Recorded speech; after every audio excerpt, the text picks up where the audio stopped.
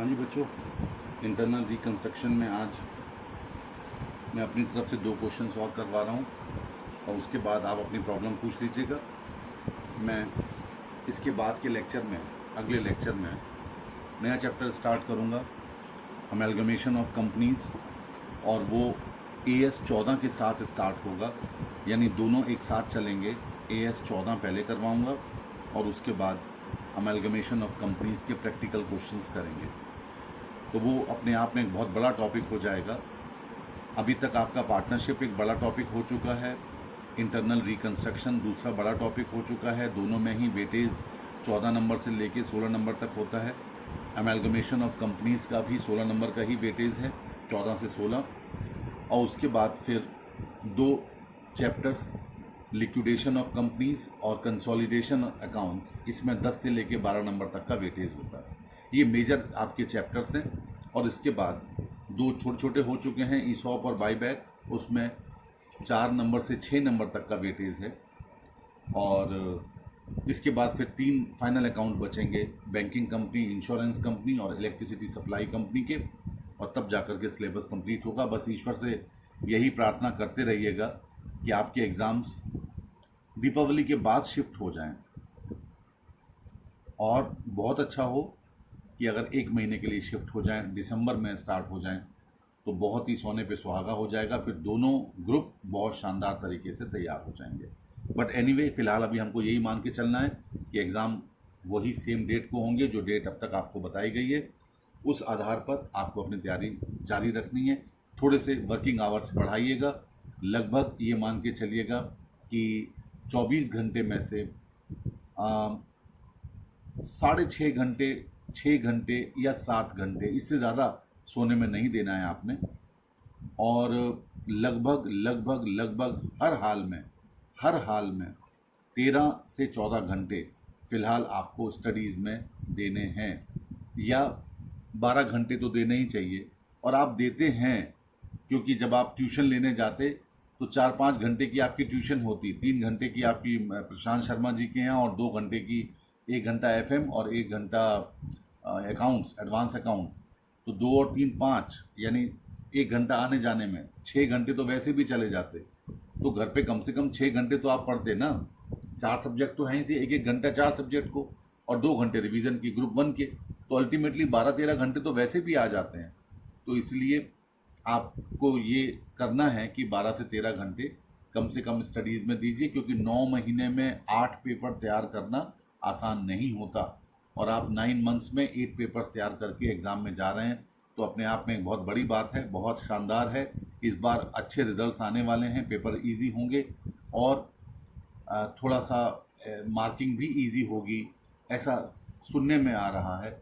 लेकिन ज़रूरी नहीं कि ऐसा हो भी, क्योंकि CA इंस्टीट्यूट वाले बड़े नालायक हैं, बड़े बदमाश हैं, तो इसीलिए उनकी बात पर भरोसा नहीं किया जा सकता। चलिए क्वेश्चन नंबर 22 करते हैं, और 27 2 बड़े क्वेश्चन करवाऊंगा, और उसके बाद फिर बाकी सारे क्वेश्चंस आपको देंगे। Balance sheet of Y limited as at 31 March 2003 was as follows. Balance sheet में गुडविल नज़र आ रही है 10 लाख की, भारी भरकम रकम है। पेटेंट 5 लाख का है। इसके बाद फिक्स्ड असेट्स हैं, land and building. Fixed asset तो ये दोनों भी हैं, कंपनी है, तो इनटेंजिबल हैं ये। प्लांट एंड मशीनरी है, फर्नीचर फिक्चर्स है, कंप्यूटर्स हैं, ट्रेड इन्वेस्टमेंट है, डेटर्स है, स्टॉक है। Discount on issue of debenture return of होगा 1 लाख, और 15 लाख का लॉस है इस कंपनी को अब तक। इक्विटी शेयर्स 50 लाख के हैं, प्रेफरेंस शेयर्स 20 लाख के हैं, फर्स्ट डिबेंचर्स 6 लाख के हैं, सेकंड डिबेंचर्स 10 लाख के हैं। डिबेंचर इंटरेस्ट आउटस्टैंडिंग 1,60,000 का है। फिगर को देख करके ये देखा जा सकता है कि 16 लाख के डिबेंचर्स हैं और 1,60,000 का इंटरेस्ट है, और दोनों के आगे 10% लगा हुआ है। इसका मतलब 1 साल का इंटरेस्ट ड्यू हो चुका है। ध्यान दीजिए, अक्रूड हो चुका है, ड्यू नहीं, अक्रूड हो चुका है। ट्रेड क्रेडिटर्स 5 लाख के हैं, डायरेक्टर का लोन 1 लाख का है, बैंक OD 1 लाख की है, आउटस्टैंडिंग लाइबिलिटीज 40,000 की हैं, और प्रोविजन फॉर टैक्सेशन 1 लाख का है। ठीक है, अब तक जितनी भी चीज़ें आपको बैलेंस शीट में दी गई हैं सारी आपकी जानकारी में होती हैं अक्सर। Preference dividend is an arrear for last 3 years. Preference shares का जो 18,000 रुपये का डिविडेंड है 1 साल का, 20 लाख का 9%, यानी कितना होता है 1,80,000। 1,80,000 इंटू 3, 5,40,000 रुपए का ये एरियर्स ऑफ डिविडेंड है। देखें क्या करवाते हैं आगे इसके लिए। A holds 10% first debentures for ₹4 lakhs, 10% second debentures 6 lakhs. He is also a creditor for 1 lakh. B holds 10% first debentures for 2 lakhs, 10% second debentures for 4 lakhs. ध्यान दीजिए, फर्स्ट डिबेंचर 4 लाख के ए के पास हैं और 2 लाख के बी के पास हैं, और फर्स्ट डिबेंचर हैं भी 6 लाख के, यानी इन्हीं दोनों डिबेंचर होल्डर्स ने ये खरीदे हुए हैं। उधर सेकंड डिबेंचर 10 लाख के हैं, जिसमें से 6 लाख ए के पास हैं और 4 लाख बी के पास हैं। और क्रेडिटर 1 लाख ए के हैं, 50,000 बी के हैं। टोटल क्रेडिटर्स आपके 5 लाख के हैं, जिसमें 1.5 लाख के ये दोनों हैं। The following scheme of reconstruction has been agreed upon and duly approved by the court. All the equity shares be converted into fully paid. अब यहां पर बिल्कुल पक्का है कि आप यहां पर 5 रुपए वाले इक्विटी शेयर का खाता खोल सकते हैं। ऑफ ₹5 ईच, ऑल द, यानी नंबर ऑफ इक्विटी शेयर्स में कोई बदलाव नहीं आया। चलिए शुरुआत करेंगे पहली एंट्री से। Equity share capital ₹10 account debited to equity share capital ₹5 account to capital reduction account. अब यहां पर फुल्ली पेड लिखा था, यानी कंपनी इनसे कुछ भी नहीं मंगवा सकती, ये अपने आप में फुल्ली पेड हैं। टोटल इक्विटी कैपिटल 50 लाख की थी और अब ये 25 लाख की रह गई, और 25 लाख आपने कैपिटल रिडक्शन अकाउंट में ट्रांसफर कर दिया। इसलिए ट्रांसफर किया क्योंकि आपका 10 वाला शेयर अब 5 में कन्वर्ट कर दिया गया है, तो 5 रुपए एक तरीके से कैंसिल हो गए।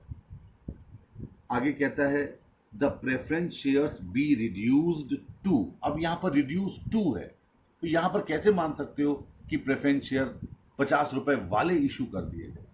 रिड्यूस्ड टू 50 रुपए each, and the preference share holders agree to forego their arrears of preference dividend in consideration of which 9% preference shares are to be converted into 10% preference shares। अब यहां पर बदलना पड़ेगा आपको। क्यों?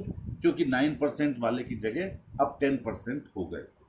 तो एक तो 50 रुपए तक कम करने हैं, 9 वाले 10 में करने हैं, और दूसरा वो अपना एरियर्स 5,40,000 का छोड़ रहे हैं। तो ये लीजिए second entry, 9% preference share capital account debited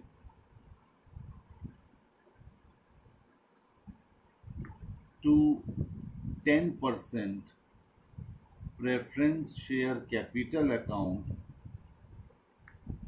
to capital reduction account.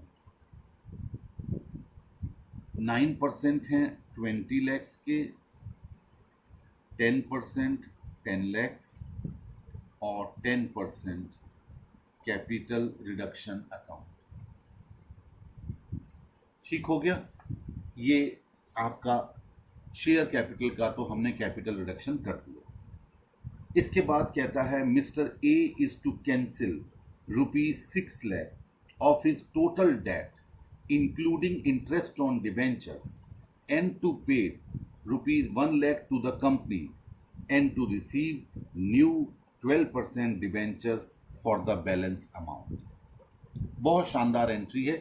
पहले क्या करो आप, यहां लिखो थर्ड नंबर और ए पार्ट। सबसे पहले ए को जितना देना है उसे ड्यू कर दो ए के नाम। कैसे? देखिए, लिखिए 10% फर्स्ट डिबेंचर्स अकाउंट डेबिटेड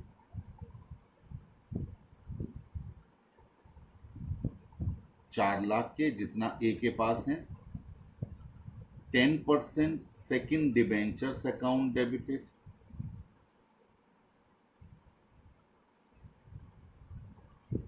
कितने के? 6 लाख के। Interest outstanding on debentures account debited,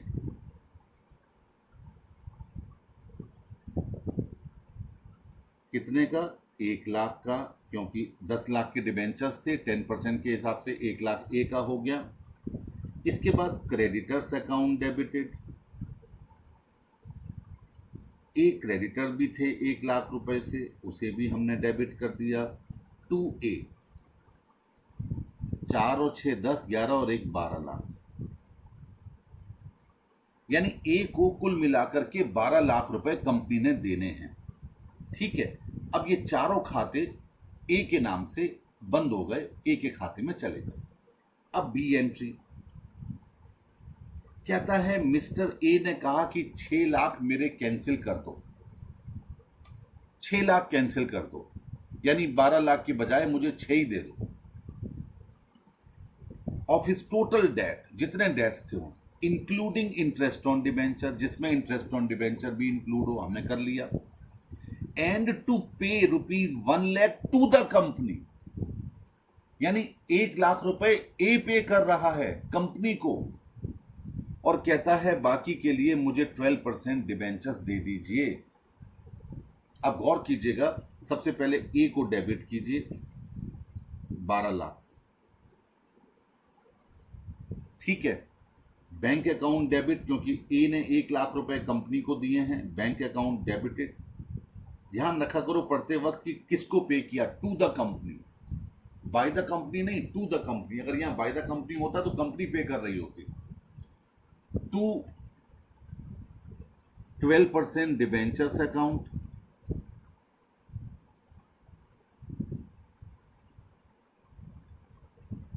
to capital reduction account. अब कैपिटल रिडक्शन की फिगर क्वेश्चन में खोल दी गई है, तो वो आप 6 लाख रुपए दिखा दीजिए, और 13 लाख में से 6 चले गए तो क्या डिबेंचर कितने के इशू किए होंगे? ऑब्वियसली 7 लाख रुपए। अब ये वाली क्वेश्चन में फिगर दी नहीं गई थी, लेकिन आपने इस फिगर को बड़ी आसानी से निकाल लिया कि 12 लाख रुपए ए को देने हैं, ऊपर से 1 लाख और दे रहा है वो, तो कुल मिलाकर उसका क्लेम बन गया 13 लाख। उसने कहा 6 लाख मेरा कैंसिल कर दो, ठीक है, हमने रिडक्शन में डाल दिया 7 लाख रुपए के, उसको 12% डिबेंचर दे दिए। अब आइए चौथा पॉइंट, ये बी के बारे में होगा। कहता है Mr B is to cancel 3 lakhs of his total debt including interest on debenture and to accept new 12% debenture for the balance amount. अब यहां पर मिस्टर बी ने 3 लाख रुपए कैंसिल कर दिए, कुछ दिया नहीं हमको, तो यहां बैंक की एंट्री नहीं होगी। लेकिन पहले आप क्या करो, पहले बी को ड्यू कर लो। बी ने क्या क्या लिखा था? 10% फर्स्ट डिबेंचर, ये लीजिए 10% फर्स्ट डिबेंचर्स अकाउंट डेबिटेड, कितना रुपया? 2 लाख रुपया। 10% second debentures account debited,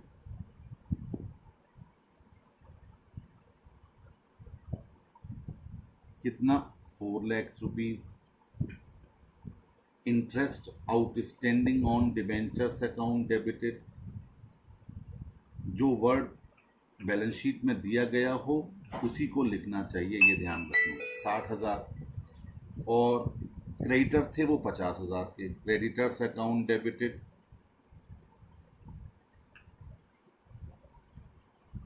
50,000। 2B 7,10,000, 7,10,000 rupees, ये बी को कुल रकम देनी है। अब बी ने कहा कि 3 लाख मेरा कैंसिल कर दो और बाकी 4,10,000 के लिए हमें 12% डिबेंचर दे दो, तो ये दूसरी एंट्री हो गई। B debit to 12% debentures account to capital reduction account, 7,10,000, 4,10,000 और 3 लाख। लीजिए, ये भी एंट्री हमने पास कर दी। अब आइए फिफ्थ पॉइंट, कहता है trade creditors other than A and B. Trade creditors 5 lakh के थे, ए और बी के 1.5 लाख के निकल गए, अब बचे 3.5 लाख। क्या कहते हैं ये लोग? Agree to forgo 50% of their claim. 50% claim वो तैयार हो गए छोड़ने के लिए। तो ये लीजिए, creditors account debited to capital reduction account 3.5 lakh का आधा 1,75,000 रुपये। ठीक है, चलो जी छठा पॉइंट पर आ गए। कहता है directors to accept settlement of their loans as to 60% their of by allotment of equity shares and balance being waived. Sorry, director का लोन था 1 लाख रुपए का, उन्होंने 60% इक्विटी शेयर कैपिटल स्वीकार कर ली और बाकी वेव कर दिया। तो ये लीजिए, डायरेक्टर्स लोन अकाउंट डेबिटेड। ये जितने भी लाइबिलिटी साइड में पड़े हुए हैं ये सब क्रेडिट बैलेंस वाले हैं, इनको जब भी हमें ख़त्म करना है डेबिट करते चलेंगे। तो directors loan account debited to equity share capital 1,60,000 to capital reduction 40,000।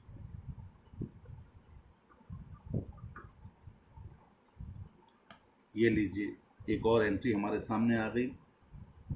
सातवां पॉइंट, सेवेंथ पॉइंट, कहता है there were capital commitment being totalling 3 lakhs। 3 lakh रुपए के कोई हमारे कैपिटल कमिटमेंट्स थे, हमने किसी का कोई काम करना था। These contracts are to be cancelled. इन कॉन्ट्रैक्ट्स को कैंसिल कर दिया गया। ध्यान दीजिए, ये कमिटमेंट्स थे, ये कोई कॉन्ट्रैक्ट एक्रूड नहीं हो चुके थे, ये बैलेंस शीट में कहीं नजर नहीं आएंगे। 3 लाख का कुछ नहीं होना। And payment of 5% of the contract price as a penalty. और आपने पेनल्टी पे कर दी 15,000 रुपए की, क्योंकि इनका कोई कमिटमेंट था, इसलिए 3 लाख का कुछ नहीं होगा, खाली पेनल्टी की एंट्री करनी है। एंट्री कीजिए, capital reduction account debited to bank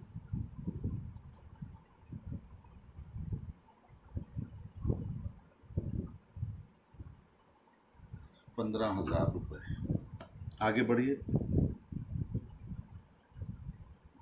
the directors refund ₹1,10,000 of the fees previously received by them. Directors ने 1,10,000 रुपए की फीस वापस कर दी जो उन्होंने पहले प्राप्त की थी। 8वीं एंट्री लिखिए, bank account debited to capital reduction account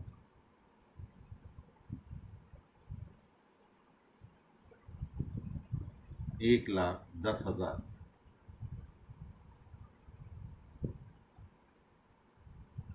bank account debited to capital reduction account 1,10,000 रुपए से। आगे बढ़ते हैं। आपसे क्या कहा गया?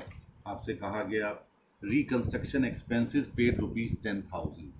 ये entry number 9, reconstruction account sorry capital reduction account debited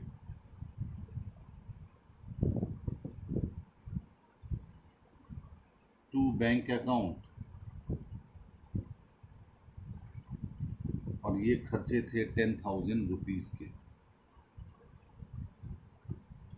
ठीक हो गया, आगे बढ़िए। 10th एंट्री में क्या करवाता है?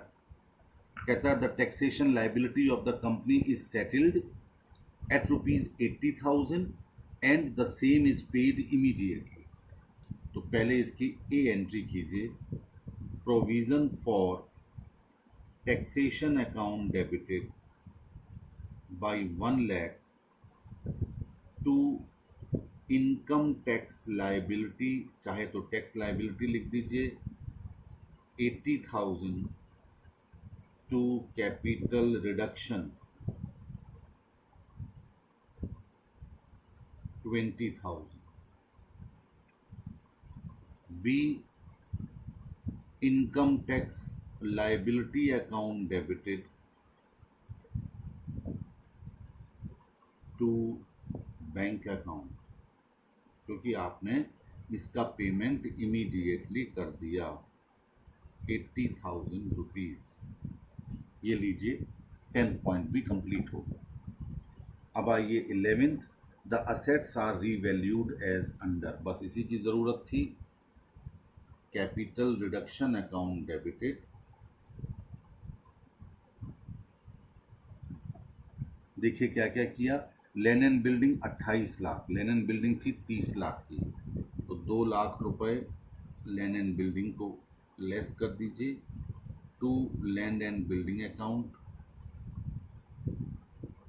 2 lakhs. Plant and machinery 4 lakhs, 10 lakhs की थी, 6 लाख से कम कर दीजिए। Plant and machinery 6 lakhs. Stock 7 lakhs, stock आपका था 10 लाख का, ये लीजिए 3 लैक्स। इसके बाद डेटर्स 3 लैक्स, डेटर्स 5 लाख के थे। अब एग्जाम में क्या करो, जो जो असेट आपकी कम होती जा रही है उसके आगे टिक लगाते जाओ। जैसी बैलेंस शीट बनाओगे तो वो टिक याद रहेंगे आपको, और फटाफट आप देखते जाओगे नीचे और उसको नई फिगर पर शो करते जाओगे। इसके बाद डेटर्स के बाद कंप्यूटर्स 180, कंप्यूटर 3 लाख का था, 2 कंप्यूटर्स 1,20,000। इसके बाद furniture and fixtures 1 lakh, furniture and fixtures 2 lakh का था, 2 फर्नीचर एंड फिक्चर्स 1 लाख। इसके बाद ट्रेड इन्वेस्टमेंट 4 लाख का, ट्रेड इन्वेस्टमेंट 5 लाख का था, 2 ट्रेड इन्वेस्टमेंट 1 लाख। इसके बाद pass journal entry for the above mention transaction including amounts to be written off goodwill, patent, loss in profit and loss account and discount on issue of debentures. ये लीजिए, पहले फिलहाल इसे बंद कर लीजिए, एक एंट्री एक्स्ट्रा और कर लेंगे। 2 और 6 8, 2 10 13 14 15 16 20। इसके बाद एक अंतिम एंट्री पास कीजिए, capital reduction account debited to goodwill 10 lakh. अब जो पहले वाली एंट्री पास की तो उसका नरेशन क्या लिखना है, बीइंग असेट्स रीवैल्यूड, बस, and the balance transfer to capital reduction account, ऐसा लिख दीजिए, बहुत है। To patent 5 lakhs, to discount on issue of debentures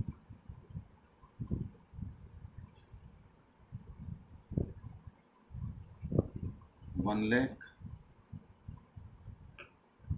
to profit and loss account 15 lakhs।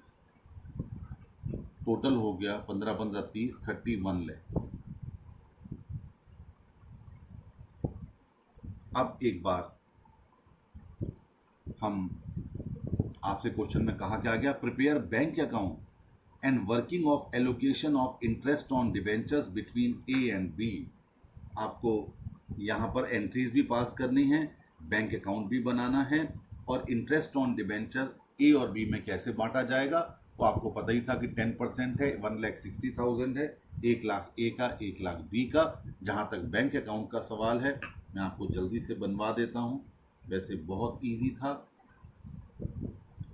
देखिए बैंक अकाउंट का ओडी दिया गया था 1 लाख रुपीज़, तो आपने क्रेडिट साइड से शुरुआत की, बाई बैलेंस ब्रॉट डाउन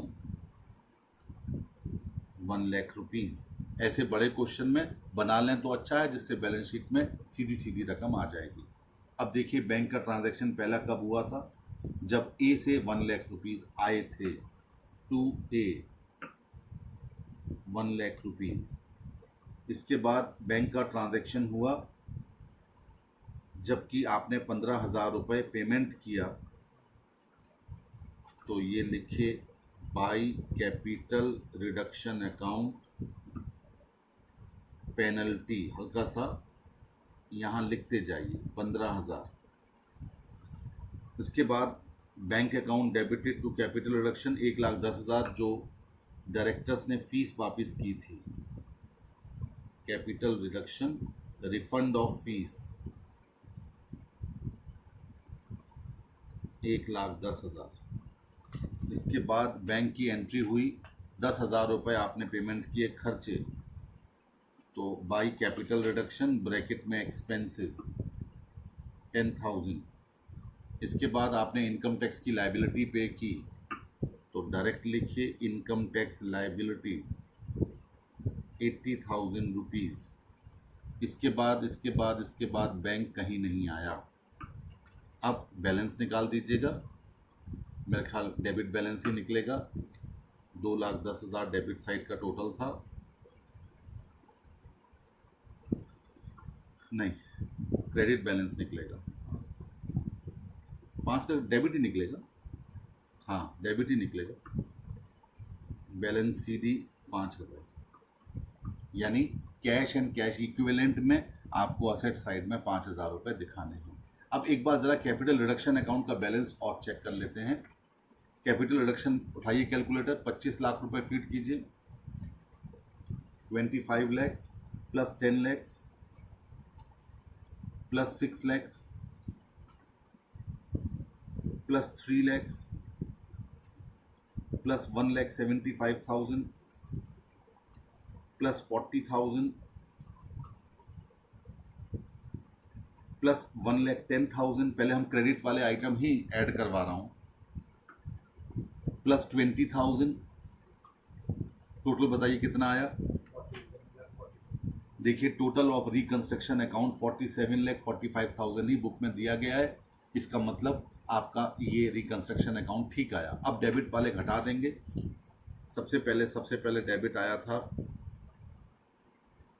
जी 15,000 रुपये लेस कीजिए। इसके बाद 10,000 रुपये लेस कीजिए। इसके बाद 16,20,000 लेस कीजिए। इसके बाद 31 lakhs लेस कीजिए। बराबर दोनों तरफ इक्वल आ गया, यानी there is no need to transfer anything into the capital reserve account.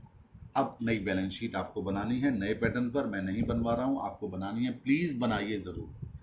ये एग्जाम का क्वेश्चन था, आप सोचें ये क्वेश्चन एग्जाम में 2003 में आया था, 14 नंबर का क्वेश्चन था। तो ऐसे क्वेश्चन आपको इस लेवल पर मिल सकते हैं, लेकिन कुछ नहीं था, लेंदी ज़रूर था, आराम से करते चले गए और एंड में हमें अपना आंसर मिल गया। तो ये था question number 22। Now I am going to start with question number 27। एक और बड़ा क्वेश्चन है, इसमें एक क्वेश्चन मैंने छुड़वाया है, 24th क्वेश्चन मैक्स लिमिटेड और मिनी लिमिटेड का। ये आपको करना है जब अमालगमेशन का चैप्टर हो जाए, इसको अभी नहीं करना, क्योंकि इसमें अमालगमेशन और इंटरनल रिकंस्ट्रक्शन दोनों को मिक्स कर दिया है। तो जब तक आप वो चैप्टर समझेंगे नहीं, आप इस चैप्टर को, इस क्वेश्चन को अटेम्प्ट नहीं करेंगे। तो फिलहाल आप इसको छोड़ते हुए 27 पर आ जाइएगा और जल्दी से इस क्वेश्चन को निपटा करके मैं अपने लेक्चर कंप्लीट करूंगा।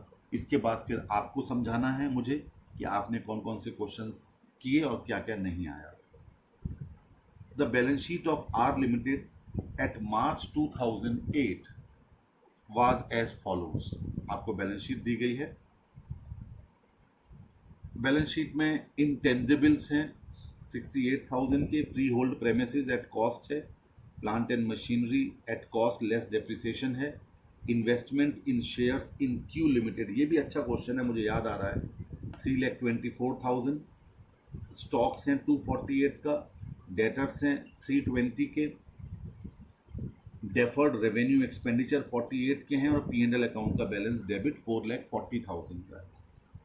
इधर शेयर कैपिटल इशूड 14 लाख के प्रेफरेंस शेयर्स हैं, 6,40,000 के इक्विटी हैं, 480 के डायरेक्टर का लोन है, 60,000 रुपये क्रेडिटर्स हैं, बैंक ओवरड्राफ्ट 440 का है। यहाँ पर 14 लाख ऑथोराइज्ड कैपिटल है दरअसल, और 640 की प्रेफरेंस है और 480 की इक्विटी है। यस, फिगर थोड़ी ऊपर नीचे है, थोड़ा ध्यान रखिए। ये 14 लाख टोटल में शामिल नहीं है, ये अंडरलाइन कर दीजिए इसके नीचे, क्योंकि ये ऑथोराइज्ड कैपिटल है जिसका टोटलिंग में कोई इंक्लूजन नहीं होता। The arrears of preference dividend amount to ₹51,200। ये कंटिजेंट लाइबिलिटी है। मैं बार बार आपको समझाता रहा हूँ, फिर बोल रहा हूँ कि अगर इसके बदले में कुछ पे करना पड़ा तो वो कंपनी का नुकसान होगा, या इसको बिल्कुल छोड़ दिया गया तो कंपनी का फ़ायदा नहीं होगा, क्योंकि हमने इसे अपनी लाइबिलिटी माना ही नहीं है। तो फिर फ़ायदा कहाँ से? फ़ायदा तो तब होता जब हम इसे अपनी लाइबिलिटी मान चुके होते। कहता है, a scheme of reconstruction was duly approved and effect from 1 April 2008 under the conditions stated below. क्या कंडीशंस दी गई हैं वो आपके सामने है। कहता है, the unpaid amount on the equity share would be called up. Unpaid amount called up कर दी गई। लिखिए ए पॉइंट। देखिए, इक्विटी शेयर्स 7.5 रुपये पेड थे, टोटल 10 रुपये का है, तो आपने एंट्री की equity share final call account debited to equity share capital account. कितना है जी? 64,000 को 2.5 से मल्टीप्लाई करो, 1,60,000। ये रकम आपने मांग ली, और इसके बाद हम यही मान लेते हैं कि ये पैसा मिल गया, bank account debited to equity share final call account 1,60,000। लीजिए, ये ए पॉइंट की दोनों एंट्रीज हो गई। अब आइए बी पॉइंट, थोड़ा ध्यान भी रखेंगे। अगर कुछ कहा नहीं गया हो तो हमारी दोनों एंट्रीज ठीक हैं, अगर कुछ कहा गया हो तो फिर हमें आगे उस पर विचार करना होगा। The preference share holders would forgo their arrears dividend. कुछ नहीं, कोई फायदा नहीं, कर दो। In addition they would accept a reduction of 2.5 per share. The dividend rate would be enhanced to 10%। अभी तक 8% चल रही थी, अब वो 10% करने को तैयार हो गए हैं, लेकिन ₹2.50 कम भी करने को तैयार हो गए। अच्छी बात है, धन्यवाद भाई साहब। 8% preference share capital account debited to 10% preference share capital account to capital reduction account. Preference share capital थी 6,40,000 रुपये की, 2.5 रुपये के हिसाब से इन्होंने छोड़ दिया, तो 64,000 का 2.5 रुपये 1,60,000 था शायद, और 4,80,000 रुपये के नए प्रेफरेंस शेयर इशू कर दिए 10% वाले। अब आइए C. The equity share holders would accept a reduction of 7.5 per share. Equity share ने 7.5 रुपये पर शेयर के हिसाब से रिडक्शन स्वीकार कर लिया। अब एंट्री करेंगे equity share capital account debited to capital reduction account. क्योंकि वो 10 रुपये हो चुके थे, अब 7.5 रिड्यूस करवा लिए उन्होंने, 4,80,000 रुपये। डी पॉइंट पर आ जाइए। कहता है, R limited holds 21,600 shares in Q limited. दरअसल ये बैलेंस शीट आर लिमिटेड की है, और इसने क्यू लिमिटेड में 21,600 शेयर्स ले रखे थे। बिल्कुल ले रखे हैं साहब, असेट साइड दिखा रही है, investment in shares in Q limited. This represent 15% of the share capital of that company. ये उस कंपनी की शेयर कैपिटल के 15% के बराबर है। अच्छी बात है। Q limited is not a coated company. ये बहुत अच्छी बात समझ में आई है यहाँ पर। क्यू लिमिटेड कोटेड कंपनी नहीं है, यानी लिस्टेड कंपनी नहीं है। अगर ये कंपनी लिस्टेड नहीं है तो इसके शेयर की मार्केट वैल्यू हमें पता नहीं होगी। समझ लीजिए, मार्केट वैल्यू पता नहीं होती है, कोटेड कंपनी की होती है खाली पता, अनकोटेड है ये। चलिए, the average net profit after tax of the company is 2,50,000। Average net profit company का क्यू लिमिटेड का 2.5 लाख है। The shares would be valued based on 12% capitalization rate. Quoted नहीं है इसलिए हमें ये कहानी करनी पड़ रही है। अब देखिए, एक वर्किंग नोट बना लेते हैं छोटा सा, और उसमें लिखिए कैपिटलाइज्ड वैल्यू ऑफ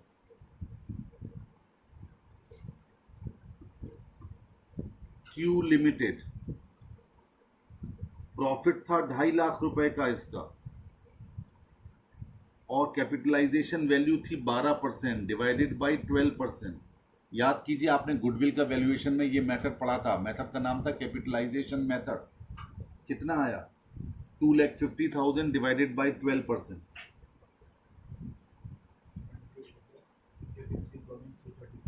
हैं 20,83,333। ठीक है, पॉइंट पॉइंट पॉइंट लगा रहने दीजिए उसमें। अब वैल्यू ऑफ 15% शेयर्स, क्योंकि आर लिमिटेड के पास 15% शेयर्स थे, तो निकालिए इसका 15%। 3,12,500, यानी आज की डेट में इन शेयर्स की वैल्यू 3,12,500 है। ये पॉइंट छोटा सा है लेकिन ध्यान रखना, अगर ये कंपनी कोटेड होती तो हमें इसकी मार्केट प्राइस पता होती, हम उसे 3,24,000 के साथ कंपेयर करते, घटती तो घटा देते, बढ़ती तो बढ़ा देते।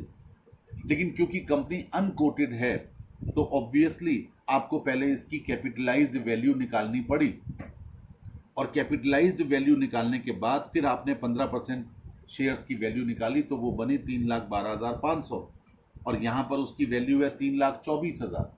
तो इसका मतलब साफ हो गया कि 11,500 ये हमें इसको कम करने हैं। तो आपने एंट्री पास की, capital reduction account debited to investment in shares in Q limited, 11,500।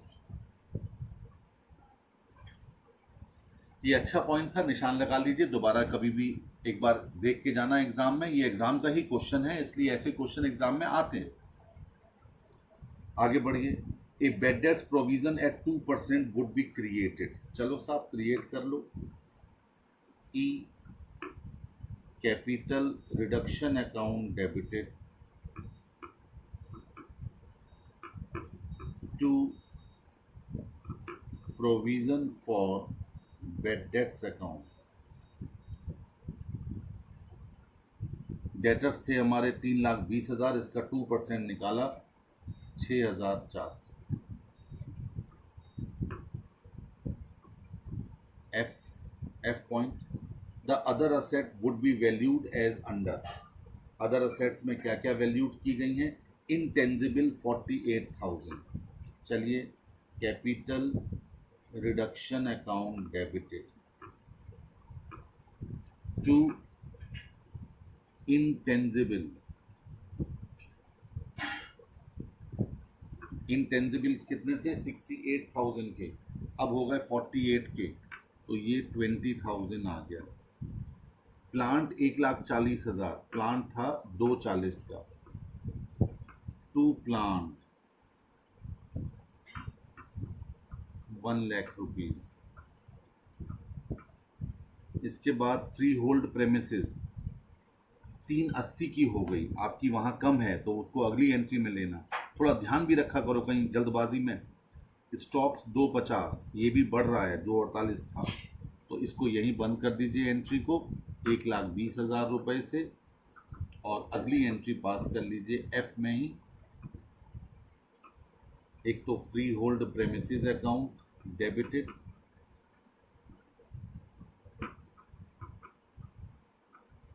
ये है आपका 1,40, ये बढ़कर के हो गया 380, यानी 2,40,000। और एक और चीज़ थी, स्टॉक अकाउंट डेबिटेड 248 और ये 250 का हो गया 2000 टू कैपिटल रिडक्शन अकाउंट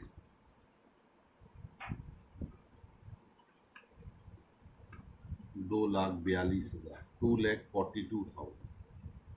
आगे बढ़िए, कहता है the profit and loss account debit balance and the balance standing to the debit of deferred revenue expenditure account would be eliminated. चलो लिखो entry, capital reduction account debited,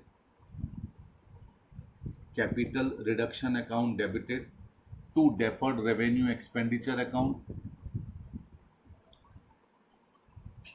48,000 से to profit and loss account 4,48,000 से, total हो गया 4,88,000।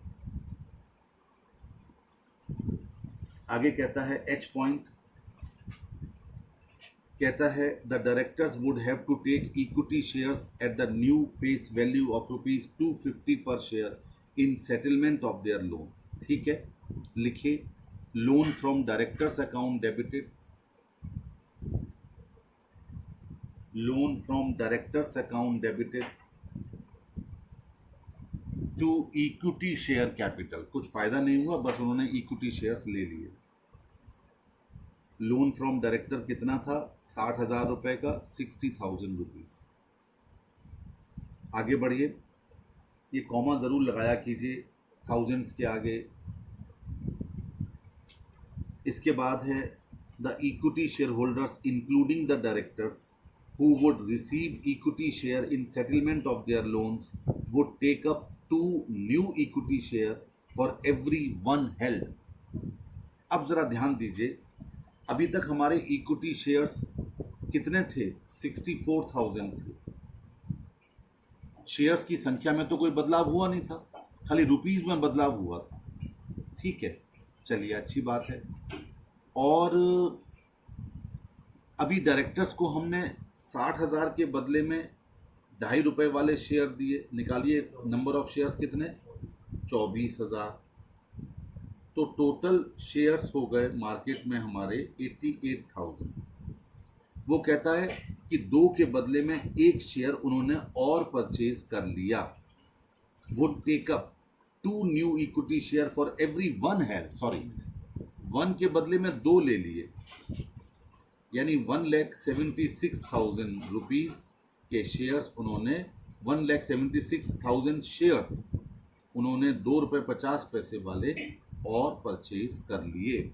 Entry लिखिए, bank account debited to equity share capital. आप चाहें तो 2 कर सकते हैं, टाइम हो क्या, सुन लीजिए। Bank account debited to equity share application and allotment account and equity share application allotment account debited to equity share capital 1,76,000 into ₹2.50,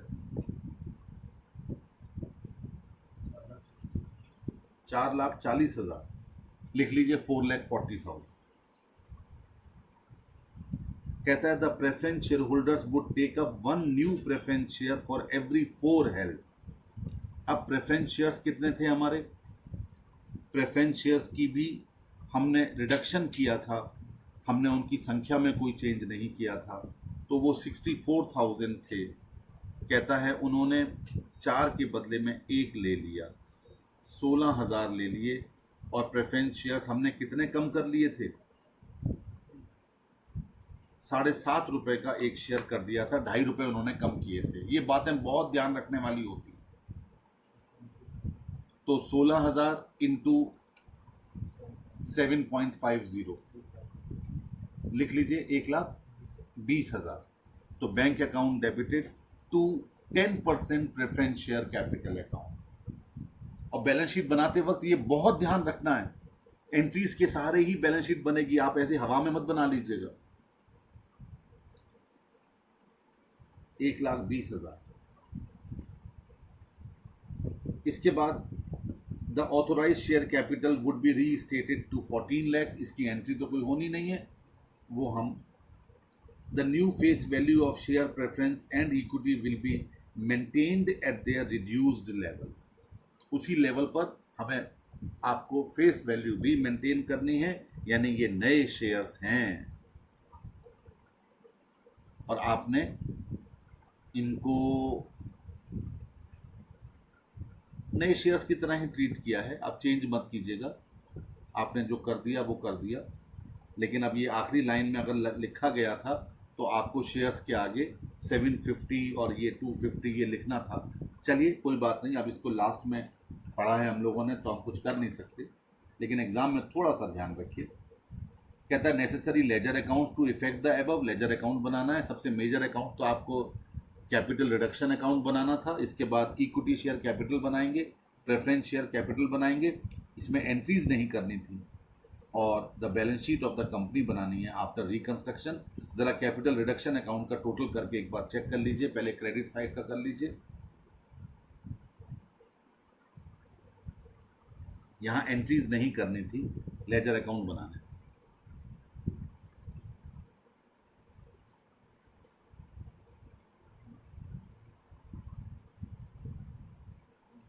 credit का टोटल कर लीजिएगा।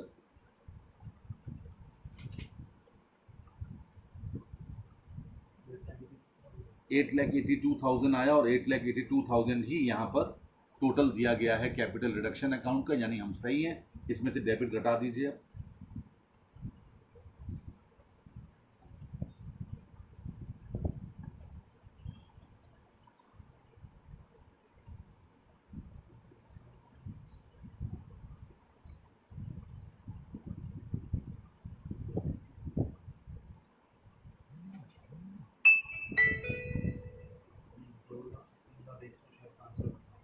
$2,56,100 $2,56,100 का बैलेंस निकला।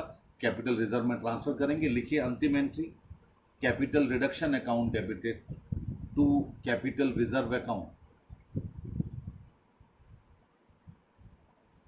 यानी इस क्वेश्चन को करने के बाद एक बात और पता चली कि लास्ट में हमें यह भी चेक कर लेना चाहिए कि क्वेश्चन ने बनवाया क्या है। उसके आधार पर फिर हमें आगे बढ़ना चाहिए। अब इस क्वेश्चन में एंट्रीज नहीं करनी थी और हमने एंट्रीज कर डाली जल्दबाजी में, तो थोड़ा सा हमें ये भी ध्यान रखना है कि लास्ट वाली लाइन एक बार पढ़ लीजिए। अब मान लीजिए इसमें कहा गया था नेसेसरी लेजर अकाउंट बनाइए, तो इसमें क्या क्या बनाते। सबसे पहले आप बनाते कैपिटल रिडक्शन अकाउंट, दूसरा आप बनाते capital account equity, preference share capital account. ये 2-3 तो आपको खाते बनाने ही बनाने चाहिए थे और बैंक अकाउंट भी बना लेते क्योंकि बैंक भी बार बार आया गया है। बस इतने ही 4 अकाउंट बनाते आप और उसके बाद फिर बैलेंस शीट बनाएंगे नई वाली। तो इस तरीके से आपको बहुत ध्यान रखना पड़ेगा क्योंकि जब एंट्रीज होती हैं तो एंट्रीज के माध्यम से तो आप पता कर लेते हैं कि कौन सी असेट कितनी कम हुई कितनी बढ़ गई। लेकिन जब एंट्रीज नहीं है तो आपको बहुत ध्यान रखना है कि असेट पर फिर टिक लगा लेना है और नीचे बार बार पढ़ते हुए बैलेंस शीट में उसे शो करना है। ये था क्वेश्चन नंबर 27। बेटे अब 2-2 क्वेश्चन डेली करें, 3-4 दिन लगातार कर लें और ये चैप्टर समाप्त होगा। मैं अगले लेक्चर में अमेलगमेशन ऑफ कंपनी शुरू करूँगा। That's all.